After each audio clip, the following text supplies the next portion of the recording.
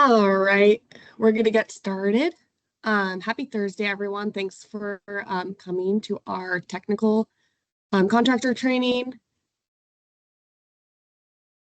Our agenda is just some housekeeping and a safety moment, announcements, overview of our interconnection process, inspections, and then helpful links, contacts, and Q&A.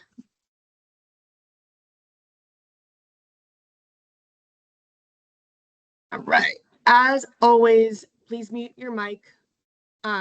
Any questions you might have, please direct them to the chat and we'll answer them as we go. Make sure that you're filling out the meeting poll sent in the chat. That's how we mark you as attended. For current project wait times, application and letter of intent for ECP applications are about 1 to 2 weeks. DGPA reviews 1 to 2 weeks. And then final rebate documentation review is about 3 weeks. For inspections, we're about 2 to 3 weeks out. We just wanted to give you guys a little heads up. Please request inspections by December 5th if you want to secure a time slot by the end of the year. Given the holidays and everything going on, there will be a rush, and that is the date we recommend for getting everything requested. For St. Elmo. Can I chime in here? Sorry, yes, Ruby. Of course. So that is not a guarantee. If you get your request in by that date, you know, I think it's going to be likely, but we can't guarantee anything right now because we have so many applications in and we're not seeing all these inspections yet. And if we get everything at the last minute, it might not be possible for us to do them all. So you guys, like, as soon as you are ready, like, try to, if you have a group of projects, try to start getting them done and get them across the line one at a time if you can. Because if you like try to, like, say you have 10 projects and you wait till the beginning of December to submit all of those for final inspection, that's going to be problematic for us. So if you can start streaming those through to us, that's going to help. So. Thank you, Tim. Yeah, that's a good call out. We can't guarantee any timelines for inspections. So yeah, like Tim said, please space them out and just be mindful of that end of year rush. Thank you. All right, and then upcoming meetings, we'll have our next admin meeting December 19th. This is recommended for new employees and existing contractors. Our next general will be January 16th, and then we'll have another technical. As a reminder, all of our solar contractor trainings are now online through our learning management system. If you do want to link to that those trainings, please reach out to solar@austinenergy.com and we will send you the access link so that anyone on your team can access those meetings or trainings. And yeah, we will be kind of adjusting our content for admin meetings, and you won't have all the same information each time. And then, as always, we have our events calendar online. It's linkable, so I will send out these slides. By the end of the day, you'll have access to all the links. All right, and then a quick safety moment. Thanksgiving safety tips. Stay alert in your kitchen. Don't leave anything unattended for too long. Make sure you keep any flammable objects far away from the stove or oven. Space your table candles out so they don't light anything on fire. If you're deep frying, do it outside, obviously. Before you deep fry turkey, see to it that it's thawed completely. Dry it off with paper towels. Excess moisture can cause an oil to splatter, and keep a fire extinguisher handy always. And then to avoid food poisoning, please use a food thermometer to determine if your turkey is fully cooked. For leftovers, store them in a tightly sealed container. Never let them sit out for too long. And then knives, don't let kids cut or slice anything, especially without adult supervision. And don't leave knives and other sharp objects out in the open if you're not going to use them. And I hope you guys have a great holiday.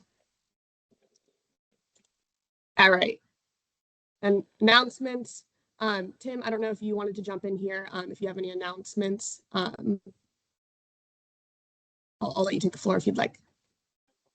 Well, no, I pretty much said my piece, but I guess one other additional thing is, make sure that you're communicating well with your customers and setting proper expectations. And just for the task dashboard.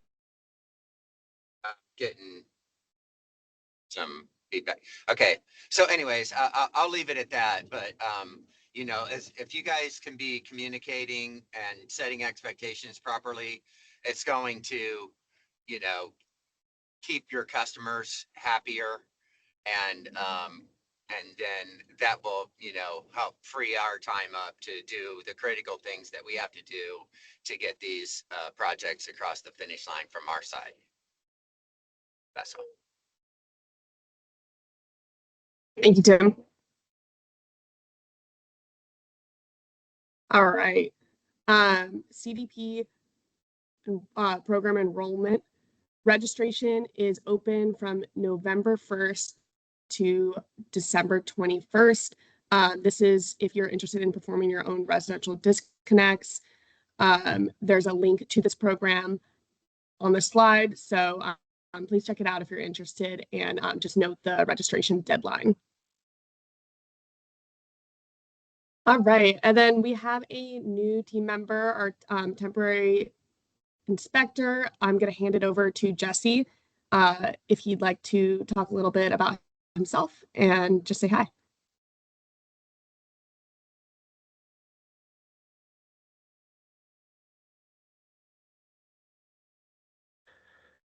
Hey, how's it going, everyone? Yeah, glad to be a part of the team. I've been in solar for about 10 years.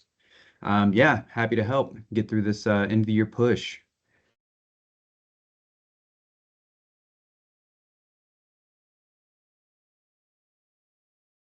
Thanks, Jesse. Jesse's a master electrician, and as he said, he's not only been in the industry for 10 years, but he's been doing solar in Austin for a lot of that time. So he's super familiar with all of our guidelines and requirements, and so he's going to be out there helping y'all out. Thanks, Jesse. Yeah, no problem.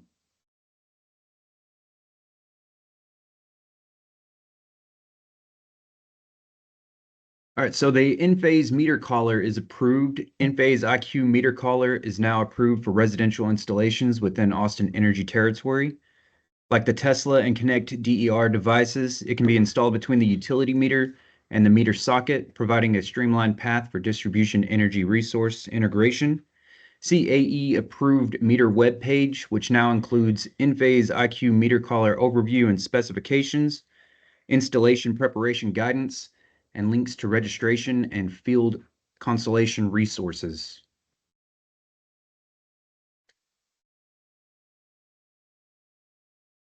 Fiscal year 25 City of Austin Code Amendments. As of July 10th, 2025, the City of Austin adopted more recent versions of the technical codes, some of which include the IBC 2024, the IRC 2024, and the IFC 2024. For the full list or more information about 2025 City of Austin Code Amendments, check out the following link.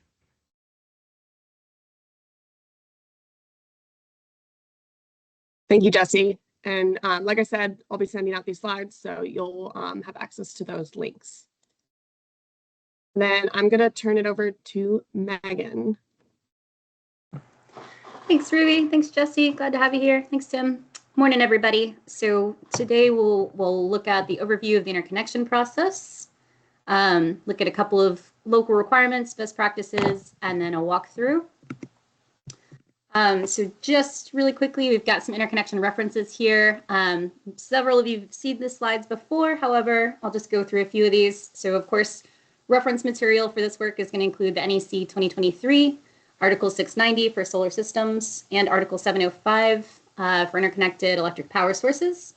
The AE design criteria manual is what you guys will need to make sure that your metering and service equipment is up to code and looks good per our guidelines. The Austin Energy Distribution Interconnection Guide is, of course, something that we put out to help you guys install DG systems properly in our territory. So please do use that guide. It'll help walk you through, projects, small residential projects, anything under 25 kW and all the way up to 1 megawatt. So please do check that out and review it if you've got questions there. Hey, Megan. We've also got the. Sure. Yeah, we can take questions. We're still Go ahead, seeing David. still seeing the Thanksgiving slide. Oh. Be on a different slide. I gotcha. Yeah, that's strange. I don't see that. Let me try to see if I can update that. Yeah, I think my PowerPoint might be not responding, so let's just troubleshoot that for a second. And oh, looks like some people are seeing different slides. Weird. We'll try to fix that real quick. I'm like, I'm not seeing that slide. So yeah, thanks, David. Yeah, very strange. Seeing correct slide. Okay. David, do you still see the Thanksgiving slide? I pressed a button and I'm hoping you guys can see the interconnection references now. Yeah, what I see is it says safety moment, Thanksgiving, safety tips. I don't know, maybe I need to get out and get back in or refresh or something. I'll try that. I guess there's a button called Sync to Presenter. I see. Oh, sync to a presenter. I see that. Okay, there we go. Now I see. Sorry about that. References. All right, thank you. And thanks, Carmen. I appreciate your insight there. All right. Okay, so going back to this slide, we've also got the City of Austin electrical ordinances. So please do reference those if you've got questions about any of the requirements in our territory. You can also check out incentive program guidelines, CAPs, code of ethics and things like that in our ECP portal. Just see publications from that page. That's for participating contractors. And then, of course, as Jesse just mentioned, the IRC 2024, that was updated from 21, I believe, just this past year. So please do make sure you've got the most recent version of that code. All right, and David, I still see your hands up, but I'm assuming that's just from before. But let us know if you've got other questions or comments. Cool. All right, so day in the life of the solar project. You guys have seen this life cycle plenty of times, but again, just to provide a few references for when you're going through these projects. So of course, and apologies, so you've got the NEC 2023 Interconnection Guide and Design Criteria Manual and IRC 2024. Of course, this is all part of your design. Hopefully you're consulting those docs before you even, design anything or put anything up on a roof. When you're undergoing permitting, you need to reach out to the Development Services Department or DSD. You can also look at Austin Build and Connect, ABC, or commercial or residential plan review to start those applications when needed. Keep in mind, it's a 3 to 5 day timeline for those reviews. Obviously, if you're doing the 24-hour quick turnaround commercial permit, you should receive a review and a response back within 24 business hours. And then, of course, there's also the 7-day application, which means you have 7 days to wait to receive those comments back from the DSD reviewers. All right, pre-work, looking at shutdowns and meter variances. Make sure that you're doing that before and scheduling these things before you do any work on the service. If you are trying to get a meter variance and you've already installed the system, it's very possible that meter variance will be denied. So just keep that in mind, that you want to do that work ahead of time as early as possible. And again, make sure you're setting customer expectations appropriately for those timelines and details. During installation, of course, you can use our interconnection guide or quick reference guide. That should be pages 77 to 79 in the interconnection guide. So please do use those checklists. They're there for your use and for your assistance when walking those projects. Also, of course, the technical training, this training right here is hopefully helpful for you guys to know, kind of what to expect and what changes might be coming. And then, of course, that inspection, use that DG/DR inspection checklist again so that you can make sure your projects are buttoned up and ready to go. And just one more note about an inspection timeline. We are at a pretty solid 2 to 3 weeks out, and that includes from the time that you request the inspection to the time of having that inspection. With the holidays and with the rush at the end of the year, we will anticipate higher volume of inspections. So again, we cannot promise anything, but please do get those in as early as feasible. Don't obviously schedule before you're ready, but if and when you're ready, do send that schedule in and we will try to get that on the calendar as soon as possible. All right. So a couple things to note, what is different about Austin. Just keep in mind, look at the design criteria and local ordinances again, so you're apprised of anything that is specific to our territory. But a couple of, oh, hang on a second. I think we had a screen change real quick. Ruby, would you mind sharing the screen again? Yeah, give me 1 second. My PowerPoint is still not responding. It could be Oh no. because of that. All right, let me see. Yeah, I'll try to reboot it right now. Sorry. That sounds good. Thanks.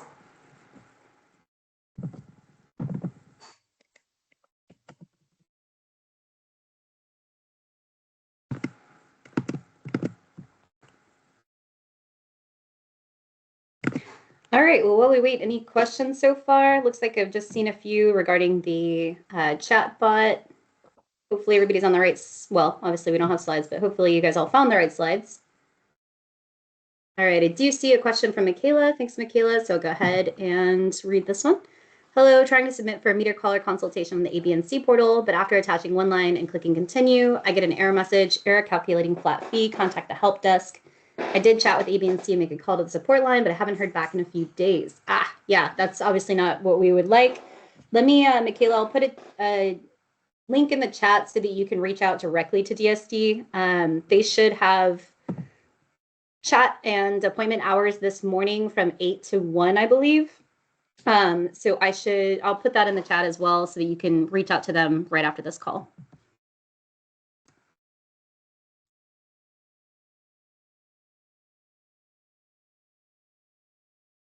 All right, okay, there we go. Awesome, thanks, Ruby. Perfect. Thank you. All right, sorry for the technical delays here, guys, but we're working through it, so thank you, guys. All right, so coming back around, just something to keep in mind if you're new to the territory or new to installing with AE, a solar PV meter is required for all solar installations. Of course, the notable exception is for standard offer projects. That's going to look a little bit different. However, just keep in mind, this is not an exception that can be applied for or requested. A solar PV meter will be required for all solar installations. We do not allow any loads on the solar side of the PV meter. That is in black and white throughout our dig and throughout our references, so please just keep that in mind. Color codes look a little bit different, red black versus black red. See design criteria, pages 7 and 8. Full size neutral through the DG disconnect, not 70% as in the NEC. You'll need to use the minimum number 6 copper for EGC from interconnection point to the PV disconnect. For supply side connections, panels must have a main breaker, PV systems fusible disconnect rated 60 amps min. See Appendix B of the dig for more details on that. 2-inch clearance around meter can is required. We've seen a few projects recently that have had PV meters that are rejected for this. So please do make sure that you've got that 2-inch clearance around meter cans. If you have an issue where you're not able to get that, I would say you can try and request a meter variance, but more than likely it's going to get rejected because this is a pretty stringent requirement. All right, address numbers, 2-inch high, black and white, can be on solar meter can, main panel, or AE meter, but make sure those labels are applied. Surge protectors are required for all solar installations. And then just a couple of extra requirements here for the rebate specific program guidelines. Shade requirements are really important for us. So rebated projects must have at least 75% total solar resource fraction, so TSRF. If asked for a shade analysis, you've got 10 days to submit or provide a response back to us. So please just let us know if you're working on it or if you guys are trimming trees. Let us know as soon as possible that you're doing that, just so that we know that those things are being worked out and there are no delays to your projects. Minimum tilt of 5 degrees for all solar installations, again, for those rebated projects. So just some things to keep in mind. All right. What does an acceptable line diagram look like? So just one note here, line diagrams must match the as-built installation and also need to match exactly what's in ECP for rebated projects. So these need to be consistent from permit to ECP application and basically anywhere else. It should include your solar array details, including, of course, system size and the type of materials used, breaker locations and sizes, wire sizes, P stamps as applicable, of course. They're not applicable for every single project. However, they are in some cases, and we should expect to see those on that plan set. And then also for rebated projects, we also expect to see that NABCEP certified number there at the, or stamp at the bottom, or really anywhere on the permit, or on the one line, I should say. So please do make sure you're adding all of those details and anything that's relevant to those one lines. All right. More notes in design here. All meters and disconnects must be grouped. Again, make sure you're asking for those meter variances ahead of time if you cannot group them, or if you've got obstructions in the way. They need to be labeled as per NEC Articles 690 and 705. They need to have 2 inch clearance around the PV meter. Again, we're going to highlight this, bold it, and make it known. If you do not have that 2 inch meter clearance, it could delay your PV meter installation. So again, just keep that in mind and make sure you've got your tape measure handy. U4801 meters are not an approved meter for install. They were on our list previously and they're no longer there. So please do keep that in mind whenever you're looking at those meters. And check the approved meter list if and when you've got questions about what is on that list. That link is there, and like Ruby said, she'll provide these slides afterwards. Site assessment is critical. Qualified electricians should be looking closely at the existing service prior to installation to capture upgrade repair costs if necessary. This is something that can often surprise customers at the end of a project if you guys, are trying to get past a final, and then find that, these customers need to do a main panel upgrade or anything like that. It can be really costly and really timely.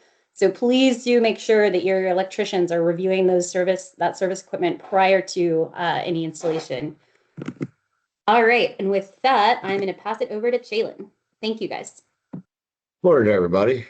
I want to thank my team for updating these slides. They look a lot better. Thank you. Necessary service repairs, service conduit. This is a common one. You see the broken separated conduit. Oftentimes we see them at ground level. So please keep your eye on that before you start work, because if you need an upgrade or repair on that, you want to get it done before you request inspections. NEC work clearance. You can see in the picture there, we got steps that are impeding the flat, safe surface needed to work in front of that equipment. Need that 3-foot clearance in front of and 30-inch width. If you look in our criteria, that 30 inches starts in the center of the meter can, 15 on both sides of the center of the meter can. The panel boards start as long as the door opens 30 degrees and then 30 inches. So be mindful of that. The next picture shows a porch roof. That's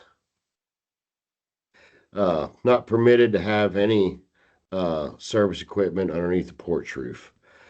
We didn't add it to the slide, but underground laterals may not go underneath decks, patios, and other structures other than ground.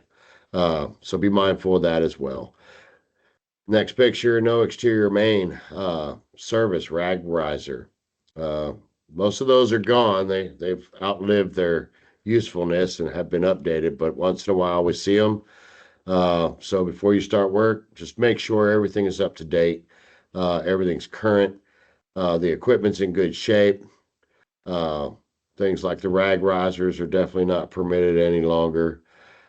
These things can really hold you up, and not communicating with your customer until we get there to say, hey, you're not going to be able to pass, we need this updated, can really affect the customer's attitude. And we just want everybody to understand what they should know before starting work and be able to communicate to everybody else.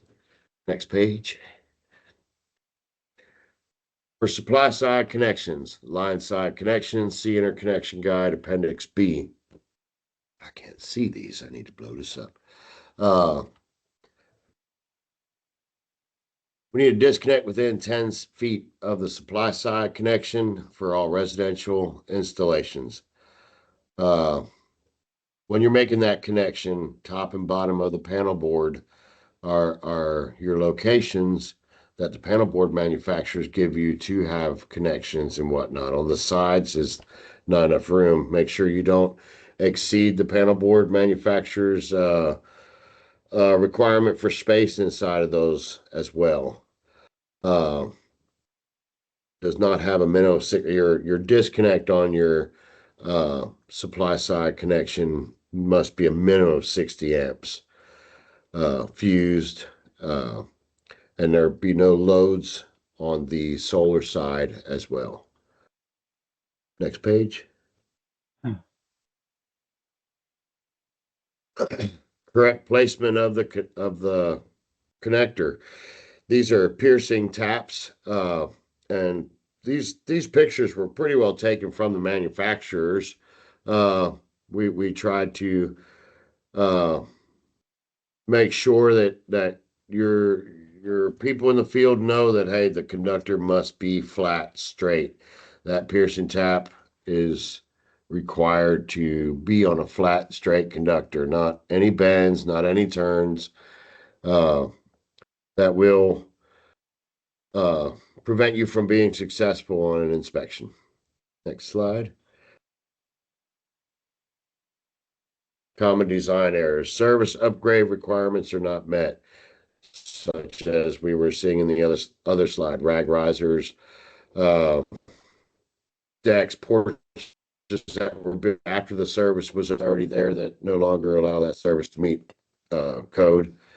A lot of that work's not caught at the site assessment. Your technicians can catch it when they go out there after that and mitigate those situations. Connections not torqued to proper specifications. Failure to comply with local codes and ordinances. For rebated projects, systems do not meet shading requirements. Successful projects will require collaboration between design and electrical teams. That's so true. Your teams out there performing this work within the first 30 minutes might catch a lot of things that the design team were not able to see. Next slide, please.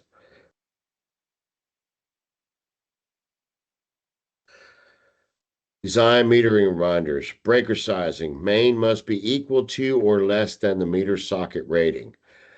That we'll compare it to a 320 SLR meter can. You may not have a 200 and a 200. In Austin, we do permit 2 disconnects on the load side of the 320 SLR. Those disconnect mains, if their breaker type, may not exceed the meter socket rating. If it's fusible, the cabinet may not exceed the meter socket rating. Be mindful of that. Many times we see this on the main service, and it was not caught at the site assessment, and it just delays everybody again.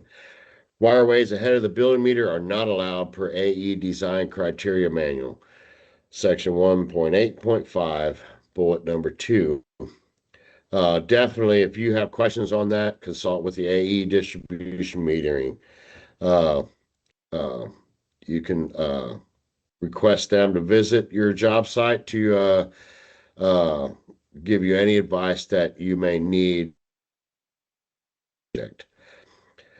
Taps, splices, and communication wires not allowed in meter sockets, and that's PV meter or revenue meter. One on the commercial 3-phase projects we see is the little common wire in the meter socket. Even that one is not allowed to be spliced and extended. That one must be constant to the neutral. To ensure a successful PV meter inspection and/or for meter feedback before you build, contact AE Distribution Metering, particularly if when your work will alter the service or when you encounter an unusual or outdated service configuration. Next slide. Common design mistakes, working clearance. You can see there that door does not open 90 degrees. The all the cabinets of all the doors must open at least 90 degrees. Drilling holes in the meter can damages the meter can. Language is very clear. This is not acceptable. These seals will not be accepted. Using approved meter can sockets also. We can't stress that enough, that this can just really create a problem. If you can see in this picture, the bottom of that meter can has some seals that were put in place because somebody knocked out the knockout. Careful. You can see on the two sides, there's 3/4 inch KO seals. There's just knockouts all over this meter can that were sealed up. This would definitely not be a pass. Is something that we have had in our criteria for quite some time. And you can see there it's 1.9, 0.3, 0.3, page 95. Next slide. Where possible, refrain from installing panels that exceed the roof plane. Panels that extend over the ridge line or roof hip will need a professional engineer's approval and a building permit. That's the uplift and winds are definitely a factor there, and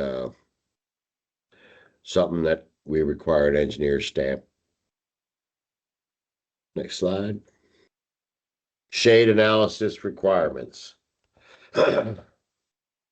Projects estimated to produce less than 1,136 kilowatt hours a year per kilowatt hour installed will not qualify for rebate. Contractor estimated annual generation below production minimum will trigger a shade analysis request. To avoid these delays, please ensure program shade analysis are met. Must be conducted on site. Drone survey acceptable. Satellite shade analysis will not be acceptable. Map that shows location measurements taken must be provided. Annual TSRF percentage must be at least 75% on the shade analysis. EECP measures must be adjusted to show at least 75%. Shade analysis must be submitted upon request within 10 days per residential rebate program guidelines. All right. And I just wanted to add one thing about, the shade analysis requirements. With this end of the year push before the tax incentive goes away, make sure that you are responding to any communication about your shade analysis within 10 days. It is a compliance issue if, we don't get any updates about shade analysis requests. Make sure that, you're updating the EECP enrollment application and make sure that, the shade analysis are conducted on site and any adjustments and measurements are inputted in the measures field. That is how we are going to advance the application, and it will just sit there and not get processed if we do not have those requirements met. And feel free to reach out to SolarAt if you have any questions about the shade analysis requirements. Awesome. Thanks, Ruby. All right, I'll take back over for just a minute before passing it off to CJ. So all solar projects and EESS projects in AE territory require an aux power electric permit from the city of Austin, even if outside city limits. So keep in mind that aux power permit is really tied to the AE service territory. So again, any DG systems, solar, ESS, spinning grid tied generators are going to require that aux power electrical permit.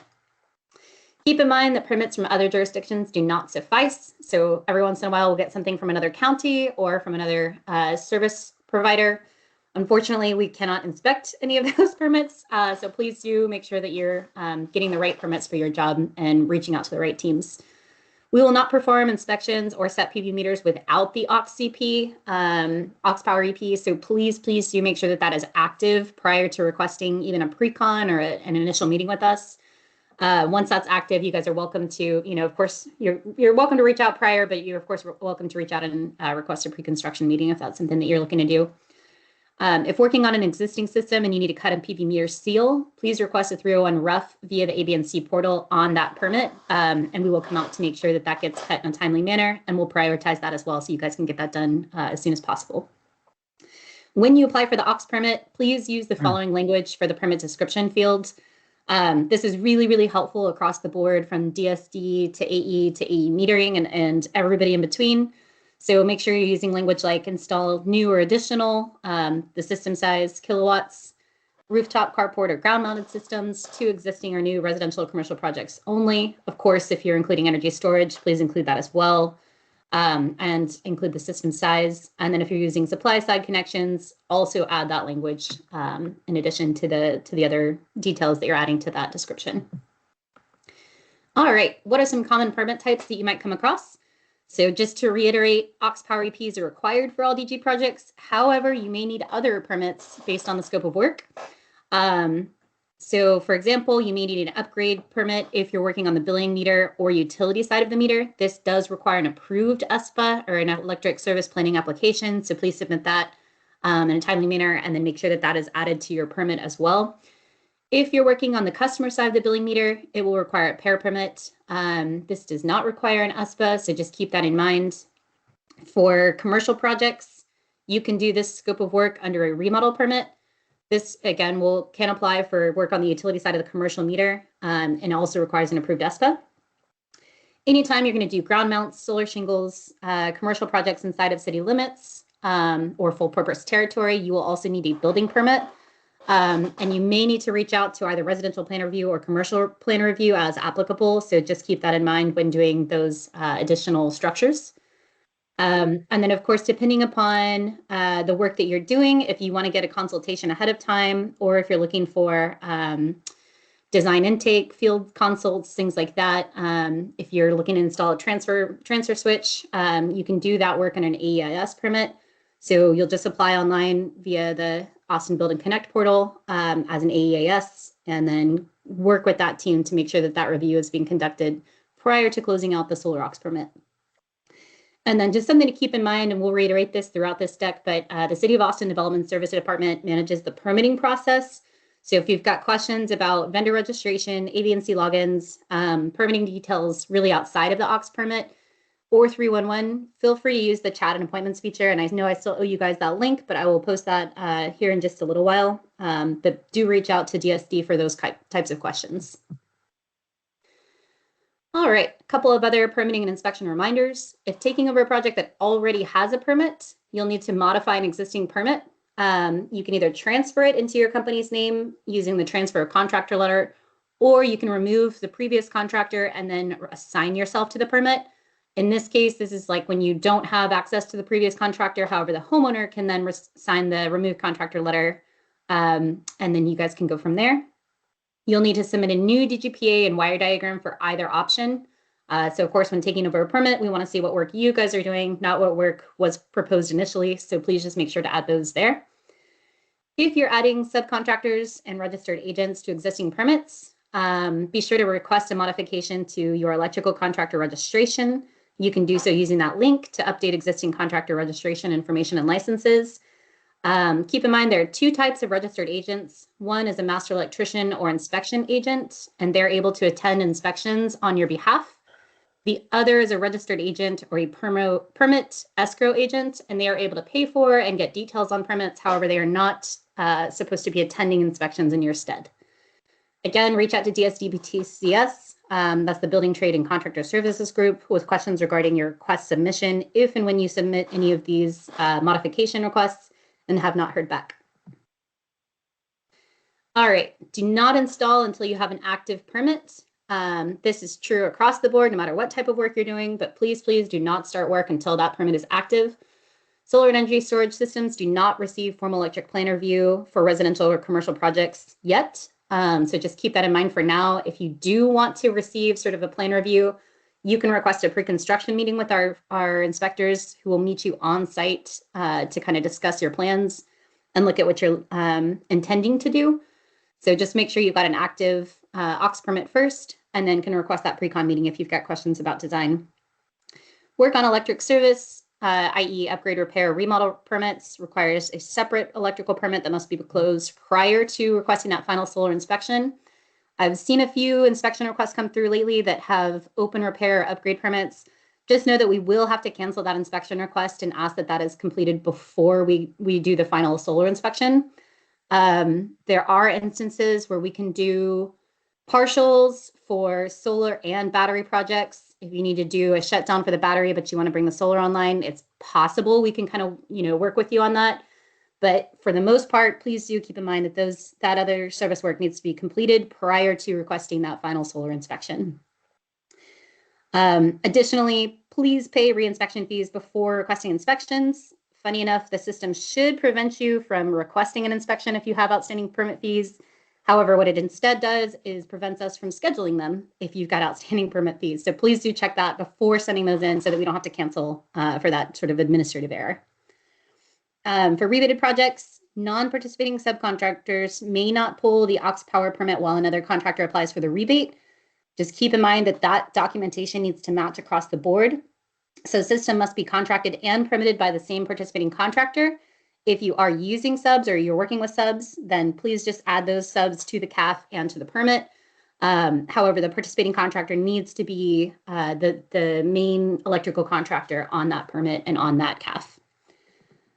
Common errors, permit not pulled before commencing electrical work. Again, this is a big violation and you could get a fee for this. So please, please do not do that. Unpaid fees on permits. Again, we've seen this, kind of throughout the life cycle of the permit. So please just make sure that that is staying current and active. Service permits are still open when solar inspections are requested. Again, we see this from time to time and will have to cancel the final solar inspection. Permits are expired. This can happen sometimes. And if you need to, you can request a 114 continuance from our team. And if you send that in before the permit is expired, we can approve that and make sure that you get an extension. Just something to keep in mind there. And if you cannot get that from us, or if you're working on a different permit, just reach out to DSD for the same. And then check out Ordinance 8039A4 for more details about these requirements. All right, looking at the distributed generation planning application. These are still required with all permit types, even though a lot of that information is collected on the permit itself now. But just keep in mind that anything under 25 kW does not require an additional Austin Energy review. So you can submit that DGPA and that one line with that permit and go all the way through to paying for the permit and activating it without an additional AU review. Mm-hmm. So that is required for anything over 25 kW. We're just going to look at that permit, or you can submit it to DGPA review at austinenergy.com for approval prior to applying for the permit if that's something that you would like to do. Please do make sure that that's uploaded to the permit, though, upon submission. Anything over 500 kW or with an interconnected generator is going to require an additional review and additional steps. So please submit those to AEDR feasibility at austinenergy.com for hosting capacity analysis and details. And I'm hearing some feedback, so if you're not on mute, please make sure to go on mute. Sorry, guys. I know sometimes those buttons get pressed accidentally, so just make sure that you're staying on mute. Of course, if you're on the downtown network, any size, it will require that review by the Austin Energy DR integration team. So same as above for 500 kW, please reach out to ADR Feasibility and make sure that you're looking at Appendix A of the Distribution Interconnection Guide if and when you've got questions about that. Alrighty, permitting, a few common mistakes. So we just added this because we're seeing these mistakes lately and just wanted to make sure that the error is clear on kind of what these fields mean and what we're asking for. So the ALP meter number, I know that is sort of historical. It's like a legacy name. Apologies for that confusion there, but that actually refers to the Austin Light and Power meter number what we now call today the AE revenue meter number. So please make sure to add the correct revenue meter number. I've got a, sort of a photo here with an arrow to where you can find that revenue meter number. This helps the AE DMO team to identify and confirm which meter they're stabbing and make sure that they've got the right customer and the right info. So please make sure that this is entered when available. This is not the same as the PV meter. So what I've seen a lot lately on permits is that the PV meter number is entered, but it's usually the revenue meter number that people are adding there. So make sure to add that to the ALP meter number field. Additionally, correct customer names also help us to confirm account and billing details when installing that PV meter. So just to avoid delays there, please make sure that all that information is accurate. Finally, system sizes, solar and battery system sizes for DC and AC capacity should match what's listed on the as-built plan sets and the rebate application specs. If those do not match, just know that it could delay your rebate project or the permit closure or even the PV meter installation. So please do make sure that those are all accurate and look good prior to doing that final inspection. If installing a hybrid inverter, you can split the AC capacity between solar and battery system size details as it makes sense. Of course, we can get into that in a little more detail. So if you have questions about that, reach out to the DGPA review team and we can kind of help guide you through what needs to be added where. Alrighty, so one more slide here on permitting and inspection reminders. This one is for outages specifically. If and when requesting outages or shutdowns from Austin Energy, you're going to need to email saneelmodistribution@austinenergy.com. This is the recommended contact method. However, you can also call that number and choose option 4. Include upgrade, repair, remodel permit as applicable and the scope of work in your request. We'll have more details, of course, on the next slide. However, keep in mind that your electrician must be on site. Wiremans and journeymans are acceptable as well. AE build account must be attached to the address on the permit. If you've got a different address from what is in the billing system, that will delay that shutdown timeline and getting scheduled. So please make sure that those details are accurate before requesting it. Canceling outage appointments, you can call and email to cancel and please provide a reason for it. If canceled within 3 business days, AE will charge a fee and reschedule your appointment to the next available date. Typically, this is canceled because the corresponding City of Austin inspection has not been scheduled, which would leave the customer without power for a day or longer. So please do make sure that once you've got your shutdown appointment, you're also scheduling that City of Austin inspection, and that you can do that via 305 or reaching out to Hyatt Dunn. Permitting, description of work should be thorough, again, similar to what we are looking for on the aux permit. On that repair, upgrade, or remodel permit, you need to include details such as upgrade or rebuild, de-energizing of the transformer, whatever is helpful and makes sense for that description of work. Again, upgrade, repair, remodel permit is required to schedule that shutdown, so make sure you're using those permit numbers instead of providing an aux permit number, because that will not get you a shutdown scheduled. Things that are out of scope for outage appointments, adding a socket-mounted transfer switch. Again, you're going to use an EAS permit for that or work order for that. Replacing like-for-like meter components, including but not limited to meter sockets, blocks, internal meter component replacements. This type of work would not require permit or shutdown or outage. Alrighty. And with that, I'm going to turn it over to CJ. Thanks, everyone. CJ's out today. He is ill. I'm going to be filling in. Good morning again, everybody. Scheduling a shutdown with the AE and City of Austin.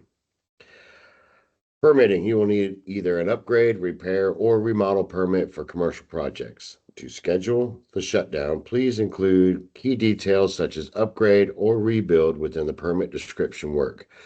Permit description goes a long way, everybody. Describing exactly what you're doing can ease the City of Austin inspectors' load as well. Controlled outages during normal business hours. Step 1, either call us, AE St. Elmo Distribution at 512-505-7620, or email St. Elmo Distribution, austinenergy.com. I do believe the email is a more preferred method for them to be able to track and get in the right order. With your electrical permit number, service number, and contact information. Once you have an outage appointment scheduled, you must schedule a 304 or 305 through their ABC login no later than 12 p.m.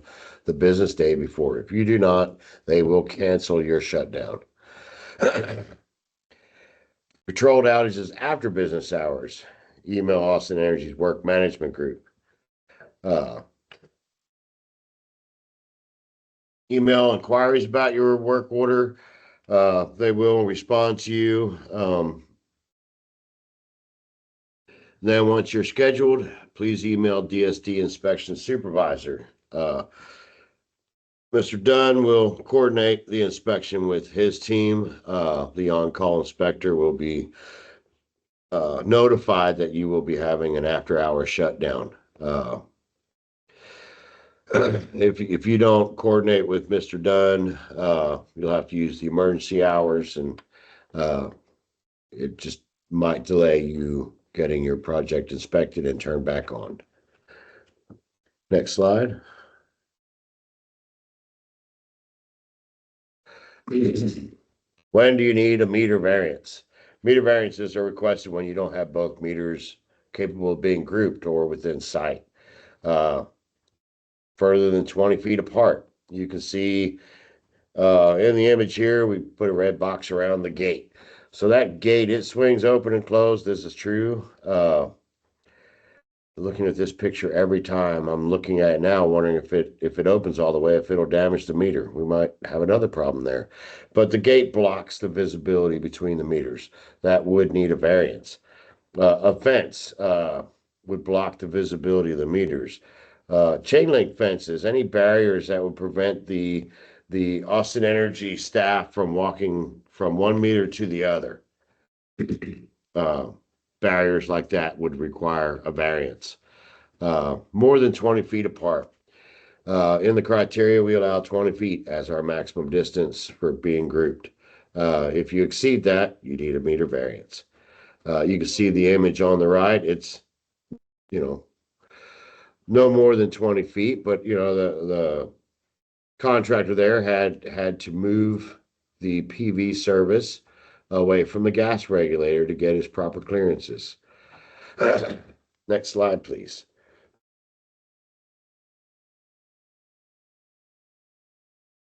CT meters, rule of thumb. CT meters are required for installations above 350 amps single phase or above 225 amp three phase. CT meters have windings inside to transfer currents from large current to the smallest current that a meter can read. In this case, there will be a multiplier on the customer's bills. This typically only applies to commercial installations. Austin Energy will not provide a CT. Customer must provide CTs for solar projects.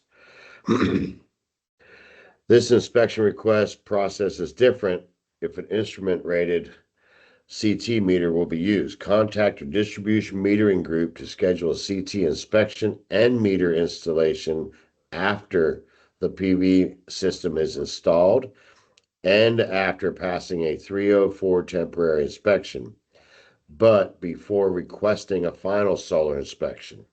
More details in the next slide. Note, if the main DG disconnect is greater than 400 amps on the DGPA, you will need a CT meter. Next slide.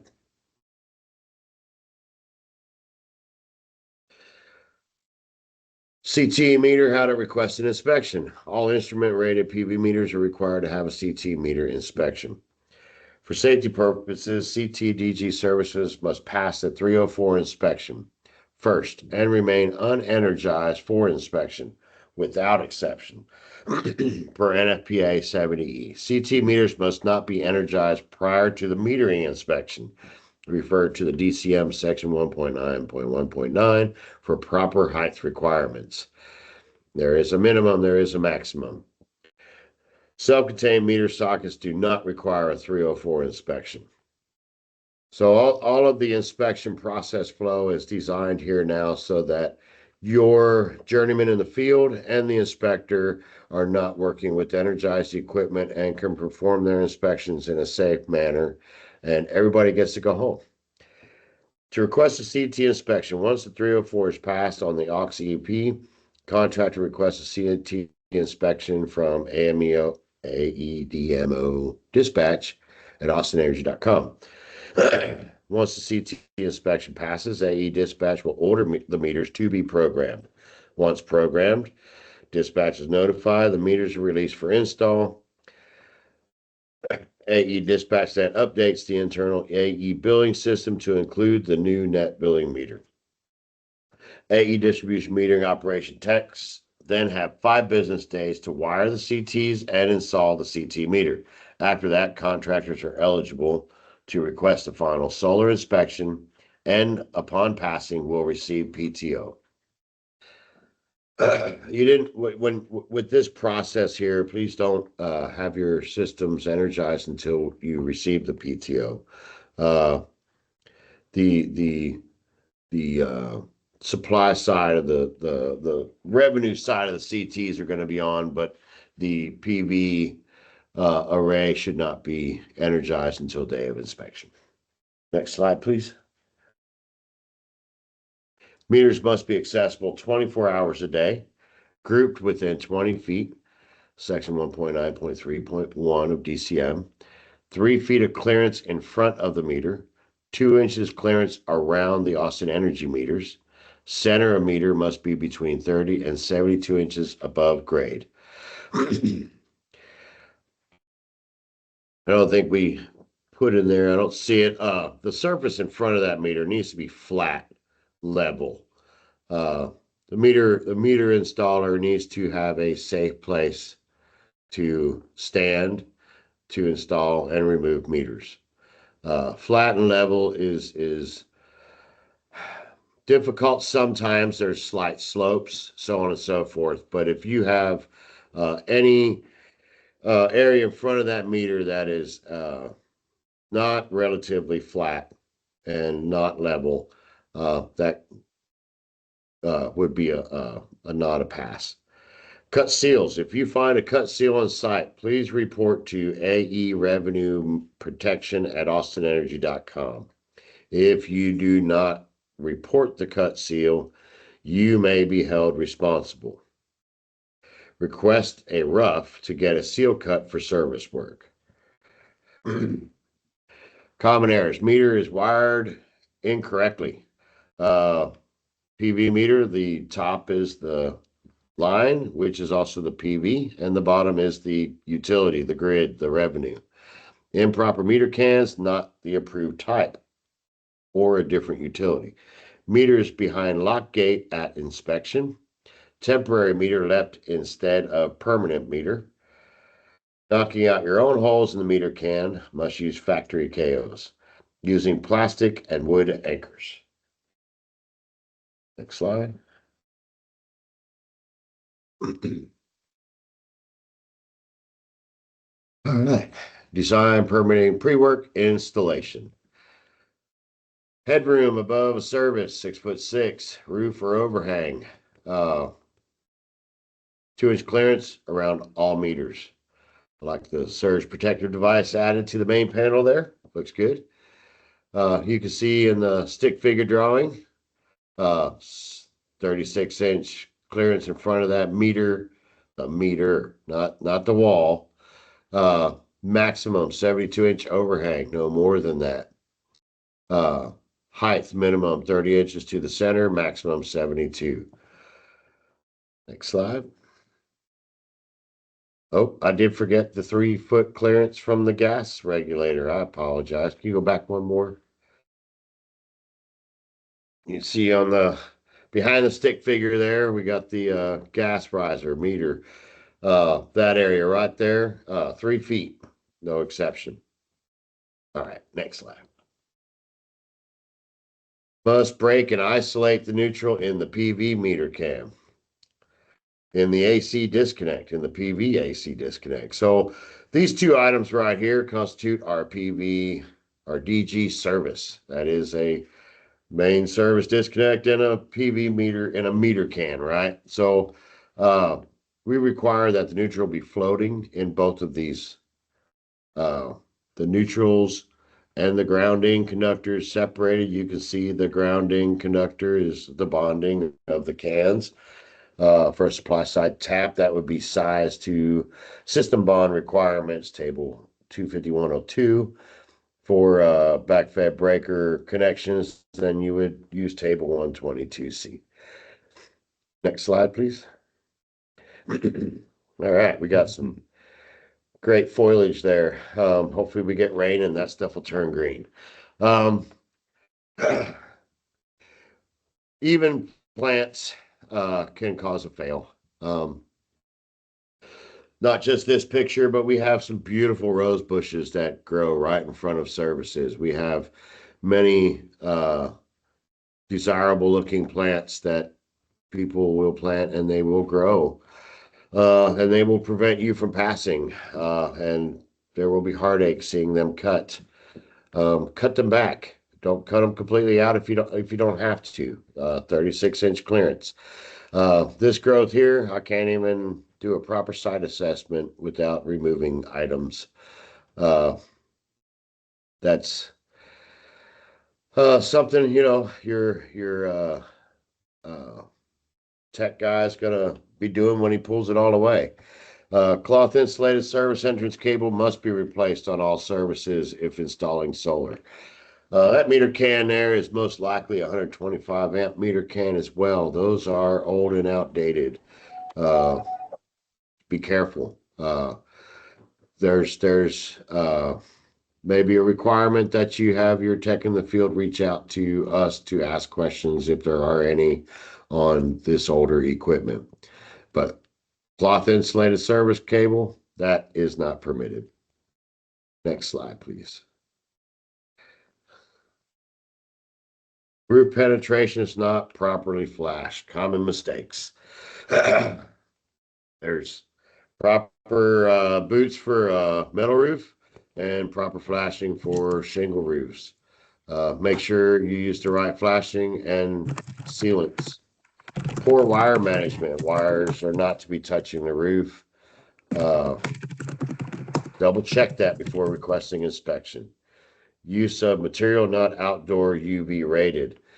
Not outdoor, I think there is a super key one. EMT conduit fittings must be rated for their use. Just a compression connector and coupling is not outdoor rated. Make sure everything is rated for its use. Unfastened modules, junction boxes, and conduit. We have gone on roofs where the mounts were missing, or you know, the tech was there servicing it and checking it out and fixing, and you know, we're all human. He forgot to put it back right. Have somebody walk your job. Double check everything before requesting that inspection. Not all fittings made wrench tight. That's a popular one. Train everybody in the field. Hey, you know, have the channel locks with you. Have the proper tools with you to make everything tight. Use torque tools when tightening the wire connections. All metal not bonded back to the service. That's a big one, and it needs to be the same size wire where it originated from the roof over. The bonding of the array must be consistent in size all the way to the grounding electrode. The inspection, we will identify all of your bonding and make sure that the electrode is in place and everything is safe. Photos of work may be requested at final inspection. That's going to become more popular. We will be asking for the photos of your J boxes on the roof. Attic for sure. We already do. The photos are not an ideal way of doing inspections, but they give us an idea, and oftentimes the life safety items that are common will stand straight out in a photo. Next slide. Commonly required signage. Grab a shutdown switch for solar PV system. Photovoltaic system AC disconnect, operating voltage, operating current. Energy storage system disconnect. Nominal ESS voltage. I believe the NEC also says to put amperage on that one. Solar PV system equipped with rapid shutdown.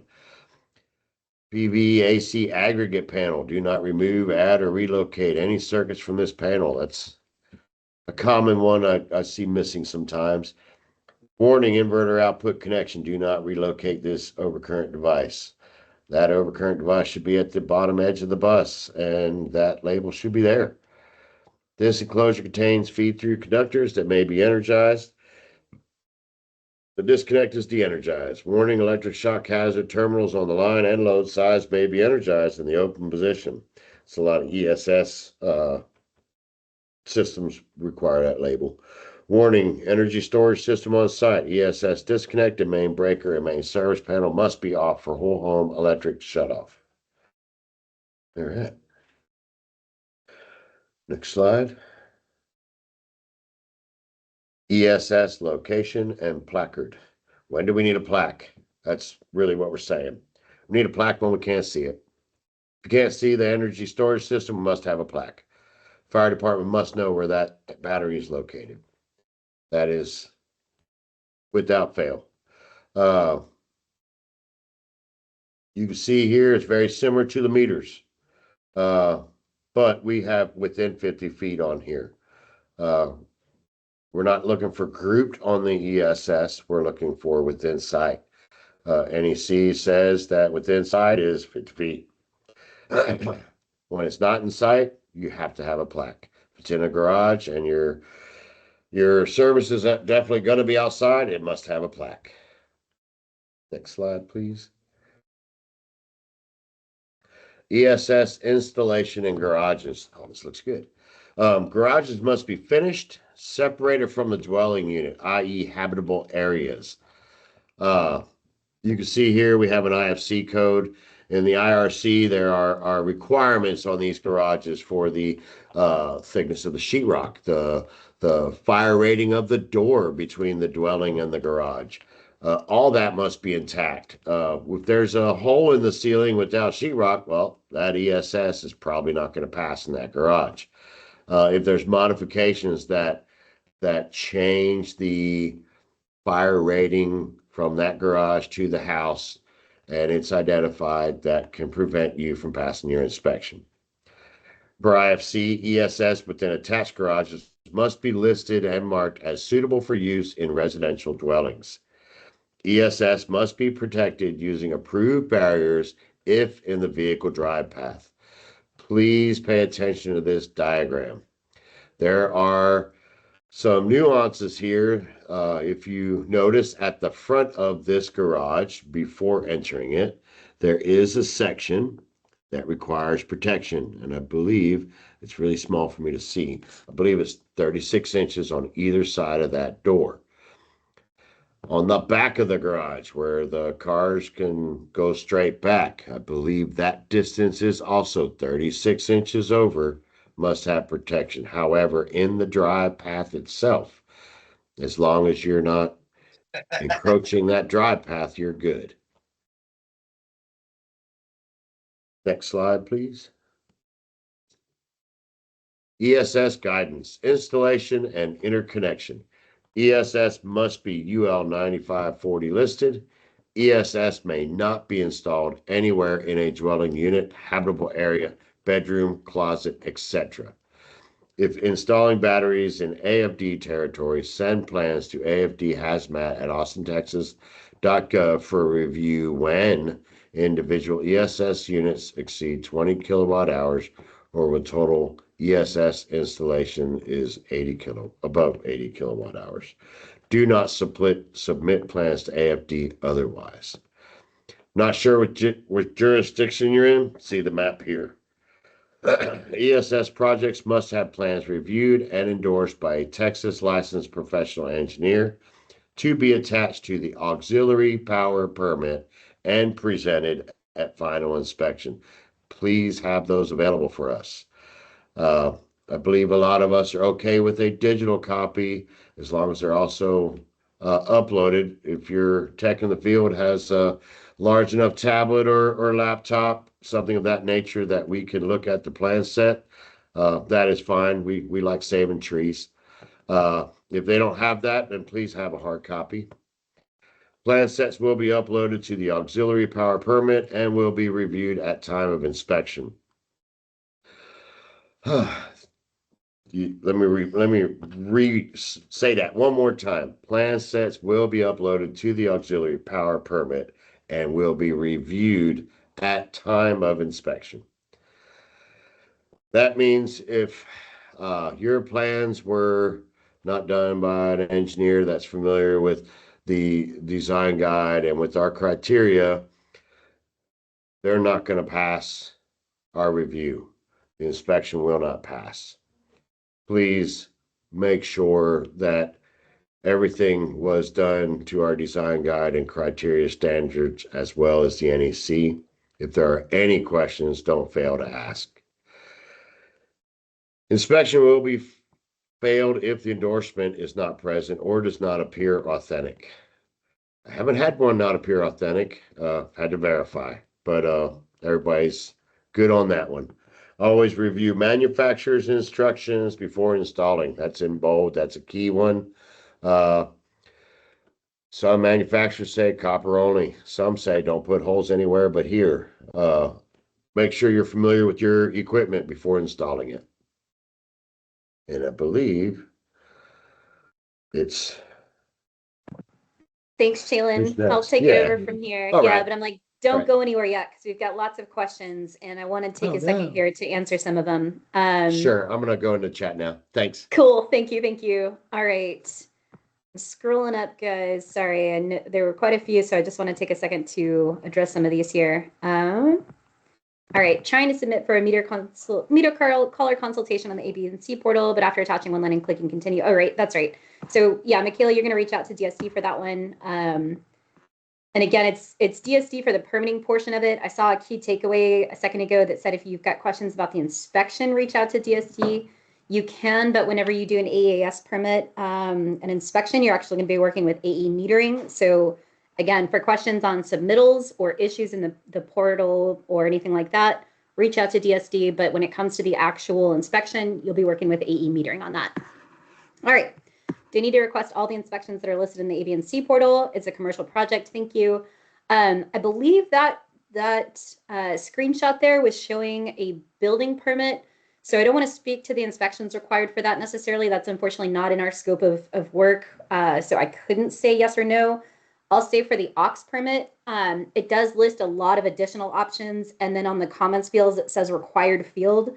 Those are not all required inspections. They're just implying that if you do request the inspection, you must add comments.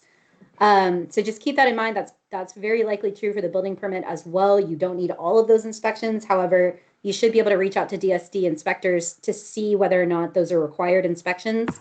And if you've got questions, of course, you can reach out on that chat or, request the inspection and just make a note in those comments. Hey, are these inspections required or not? And somebody on the DSD side will review that and get back to you. All right, we discussed a little bit about generator installs. I did see a couple of other questions in terms of installing generators in the ETJ. I'm going to let Cheelin address that. I believe the answer is no, you then do not need a permit. Again, if it's backup power, it shouldn't be an aux CP. However, I'm not sure, in all honesty, if there's anything else required for backup power in the ETJ. I think you've got a whole nother set of expectations there. So again, we'll circle back on that one. All right, let's see.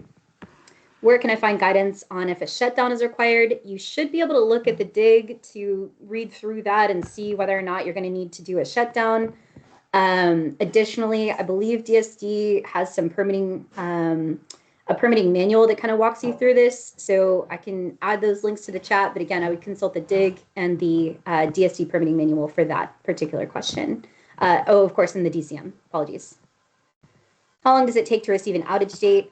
Kathleen and really everybody on this call, we have seen a delay in getting outage request dates. We know that the St. Elmo team was moving offices about a month ago, and so I think that there were some delays as a result of that.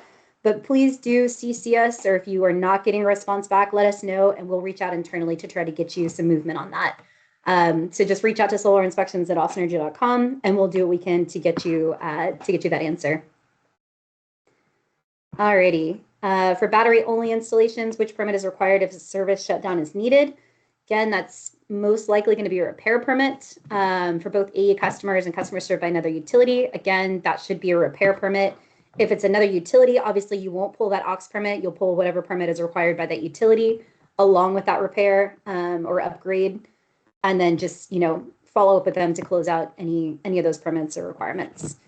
I think that's most of them. I do see what's a good contact for DDSD. So Power Home Remodeling and team and group. I would say use that chat with us feature. Again, they are online waiting for that response. And I've actually tested this myself just because I wanted to see how quick they were. They should respond to you within a couple of minutes at most. So using that chat with us feature is a really, really good option for you to get somebody on the line with DSD. All right, we've got about 15 minutes left, 14 minutes, and about 10 slides. So I'm going to speed round some of these, but please do feel free to ask questions in the chat if you've got any more, or if there's something we didn't address, please just add it again there so we can get to it. Alrighty, taking a look at inspections. As everybody on this call probably knows, we have moved away completely from Smartsheet and are now only in the Austin Build and Connect portal. So in order to request inspections, you're going to go to that portal, log in, go to the My Inspections tab on the top of the page, select the checkboxes for the permits that you're requesting inspections for. So anything that you're ready for, you'll select that checkbox and then move on to the next page. Similarly, on that next page, you're just going to check the box for the inspections that you are ready for. So if you're ready for the final solar inspection, you only need to check that box. Make sure to add your point of contact details for the day of inspections. Our inspectors will call those numbers to make sure that you guys are on site and ready to go. And we will still show up and hold that inspection. However, we want to make sure that we're coordinating with the right folks on the day of. So make sure that that is there. Once submitted, we'll receive the request within our permitting system and schedule the inspection within 3 business days. We have had a little bit of a delay on that just because of some staffing issues recently, but please do keep in mind if you've got inspections that are pressing or that you need to get done sooner rather than later, please just add that within the comments or send us an email. Ideally, you're adding it to the comments so we can collect it all in the same spot. But if you do have one that's urgent that you haven't seen any movement on, please just send us an email and we will get to that.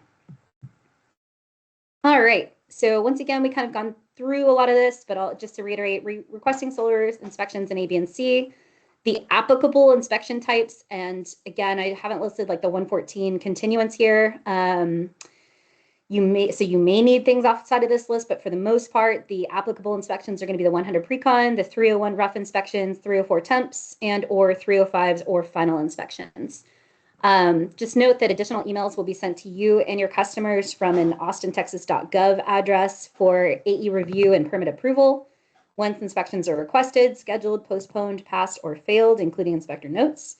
You'll also get a notice when the PV mainer inspection has passed and then been installed, giving that customer PTO, and or ECP enrollment inspection step update requests. Please do keep in mind that I've seen a bunch of these lately. So if you have something stuck in the installation step and you've already gotten it past post-inspection, or sorry, if you've already passed the inspection and gotten the PV meter, then you are the one holding up that application. And we do need you to go through and move that through the next step so that we can process that rebate application on time. All right, once again, we've transitioned from Smartsheet. So A, B, and C is where you'll receive these notifications.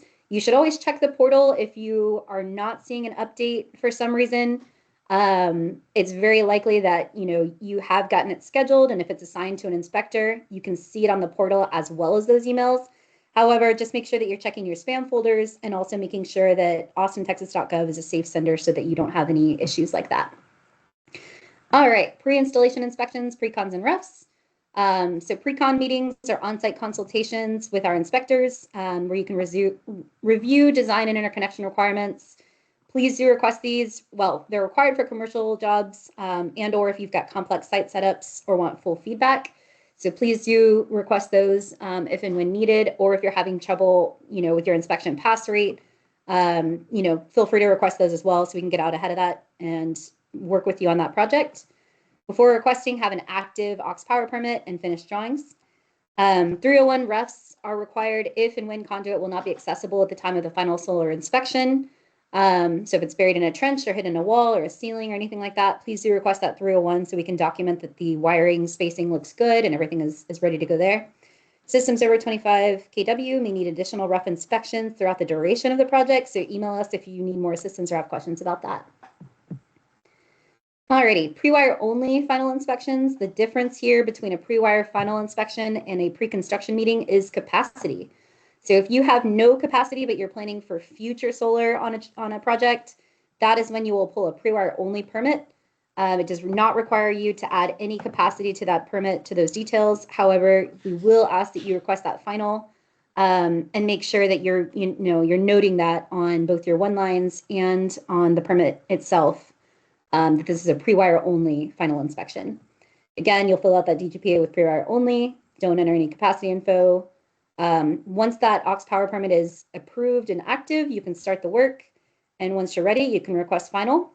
An inspection pass result will serve as a reference for future solar projects at that site, even if that work is picked up by another contractor, for example. So please do make sure that you're doing that work if and when needed.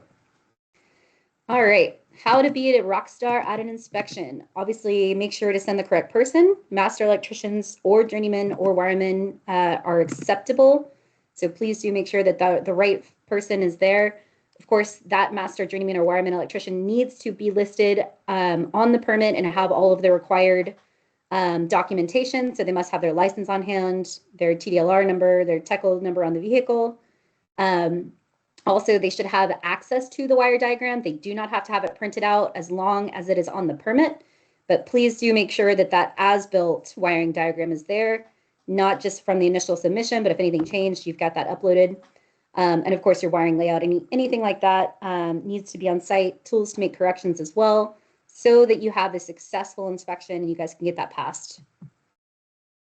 All right, preparing for the inspection. Prior to the installation, refer, of course, to Distribution Interconnection Guide, Section C. Talk to a solar inspector. You can reach out to us at solarinspections@austenenergy.com. Or, of course, if you get phone numbers, these guys are really responsive and you can generally call and ask questions. Don't abuse that power, of course, especially as we get higher demand at the end of the year. However, if you need to reach out to us, you, of course, can to ask questions and we will try and help you out. Before final inspections, again, if you are calling for a final without being ready, this is a City of Austin ordinance violation. So do not do this. This is a serious issue. If and when it's found repeatedly, this will be something that we take note of. So please don't do that if you're not ready. Test the system, but don't leave the test meter in. Perform a full quality check, and then, of course, again, use that Contractor quick reference guide to make sure that you meet all those requirements. For rebated projects, this part is really important. Make sure that you receive confirmation prior to installing and close that installation step in EACP. If you install a project without approval, you will make it ineligible to receive that rebate. So just make sure that you're getting that confirmation letter, LOI, getting that approval step completed prior to installing the system. And again, check for common errors. Make sure that you're not, making those silly mistakes. We've seen it all before, and it will happen again. But to the extent possible, if you're consulting our interconnection guide, checklists, and this deck here, you should be able to mitigate a lot of the re-inspections. All right, again, so for rebated projects, process that EACP installation step after scheduling final. What you're going to do is make sure to click on that white space to update any measures. Fill out your actual visit date with the date that you're processing the application. Upload the invoice and as-built plan set. Again, that should all match the measures that are listed on that application itself. Select work complete, answer any mandatory inspection questions, and then save and hit process at the top of the screen to move it on to the post-inspection step. Now, we have added something recently where if you fail the EACP post-inspection step and need to make corrections, you'll receive a new email or notification asking you to make those corrections featured on the right. Update the measures again by clicking on that white space, upload the as-built plan set and invoice, any new documents as needed, and then again, select work complete, hit save, and then process at the top of the screen, same way you would today. If you have corrections because the system size is not aligned with what was listed on the permit, then just let us know and make that note so that we can go and update the permit measures to match what's in EECP and process that application without any delays. All right, quick knowledge check. When are engineer stamped plans needed? Hopefully everybody is aware of when this is required and when it is not. However, for those projects that are inside of the city, if you have tilted panels that are not flush with the roof or they extend past the roof line, or if you're on the downtown network, you will require engineer stamped plans. Whether you're inside the city or in the ETJ, if you're attaching this to a new structure, ground mounts, carports, etc., if you're using solar roof tiles or adding batteries, if your system size is greater than or equal to 500 kilowatts AC, for any commercial installations or utility side interconnections, you will require engineer stamped plans. So please keep that in mind and reach out to us if you've got questions on that. And with that, I will pause for questions. David, I see your hand up, so go ahead. Are you saying that if the panels are flush with the roof that we don't need engineer stamp plans? I'm saying if they're not, you require it, but there are additional requirements where you might need engineer stamped plans. So if it's over a certain kW threshold, then you will still need them.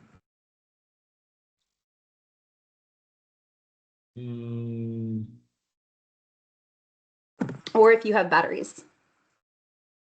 But if you're under 25 kW and the panels are aligned with the roof and parallel, then you do not need an engineer stamped plan. But we do need a permit, a building permit. Correct. Correct. And do we need a plan to get a building permit?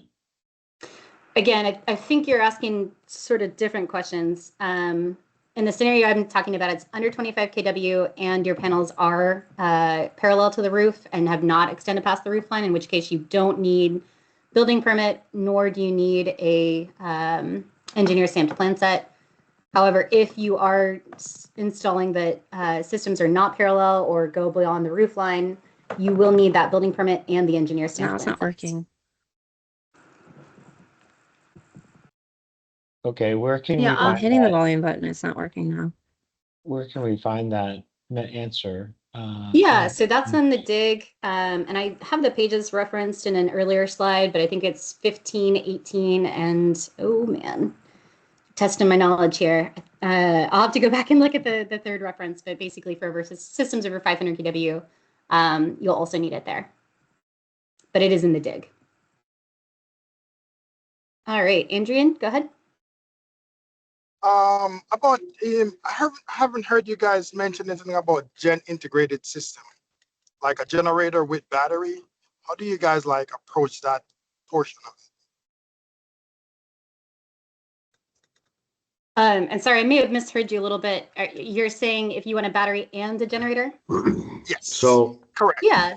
I think I can answer. So Go the ahead, Joe, thanks. generator and the battery combined. So no matter what, when that generator kicks on, there will be a transfer switch separating that generator from our grid. If the generator comes on to charge the battery, it will also be coming on to feed the circuits that it's designed to feed. So there'll be a complete transfer switch isolation. It will not be permitted to touch the grid.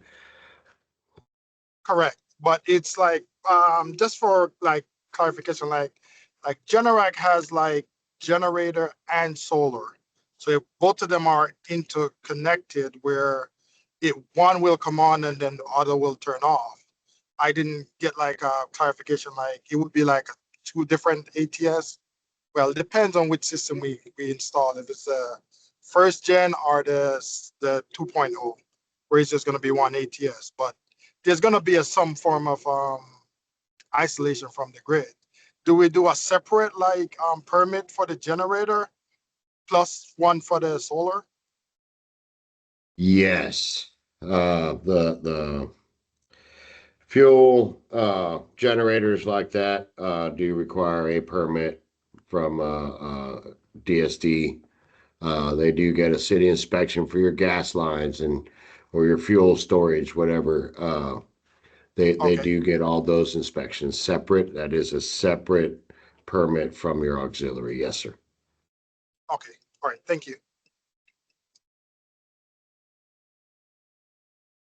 All right, and I saw one more question from Power Home Remodeling. If you want to go ahead and come off mute, feel free. Yes, ma'am. Thank you very much. Shaylin mentioned earlier about 125 amp meter cans and those possibly having to be replaced in the future. Just want to know what's the best way to identify which meter cans need to be replaced? Good question. And we've actually had some internal meetings on that one. If there's a question, reach out to the meter review team. If sometimes these meter cans are real obvious to point out. They're really dilapidated, really old, rusted, damaged, etc. Sometimes they're in really good shape. The meter review team informed me that if I question it, look at the house next door. Look at the next one. Are they all 125 main breakers? Then most likely that meter can is a 125. That was the advice I was given from them, and I believe we all agreed, even with your people in the field, that the labels don't exist anymore. They're too old. They fell off. They're disintegrated. So there's no quick identifier without opening it up and checking. But on some of these, the next door neighbor is going to have 125 amp main, and the guy across the street is going to have 120. The development was developed with that size service, and it probably was never upgraded since. Is one of the easiest ways to identify. Got it. Thank you very much. I appreciate that. So is there a way to identify the can without opening it up? That was my question too, and I got not likely. Okay, cool. On that note too, we're seeing, because we've already had to replace a couple 125 amp meter cans, and what we're finding is that they're requiring wire pulls, especially for underground services. What's the best way to ensure that those get ordered correctly, paid for, and then on the day of the shutdown, the contractor or technician that shows up to do the shutdown is prepared to pull wire if necessary?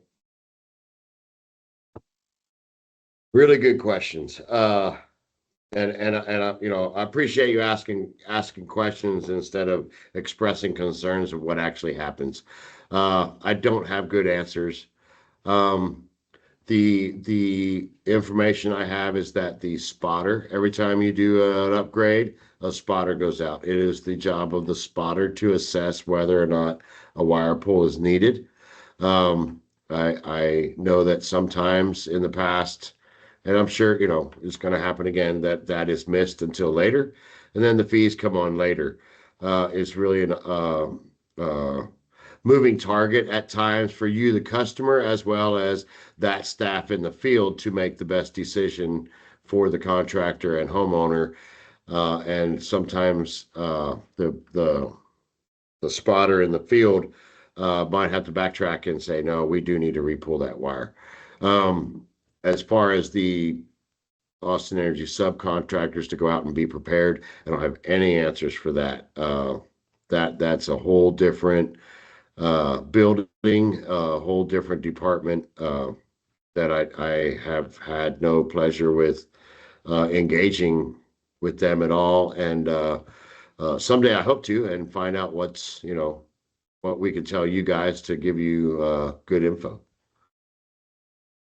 Gotcha. Thanks a lot, Sharon. So maybe if we are assuming, or if our best guess is that it needs to be replaced, to just go ahead and request a spot inspection? Yes, that's the consensus for sure. Perfect. Thank you, sir. All right, I just wanted to be mindful of time. We're a little over, but if you still have questions, I see there's one more question in the chat. If we can't answer your question in this meeting, then please reach out to Solar or Solar Inspections at Austin Energy. And as always, we have our helpful links and contacts. This will be sent out by the end of the day. And I did see there was a question about DSD contacts. I believe that should be here. Yeah, DSD, that's the last line. DSD Service Center at Austin, Texas.gov. So we recommend reaching out to that contact. And then any other metering questions you have, metering contacts are here as well. Just kind of flying by these. I'll send them out by the end of the day, and we'll hang out for a few more minutes just to answer any remaining questions. But thank you guys for attending. If you still need the attendance poll, please just drop in the chat and I'll send it again. Thank you.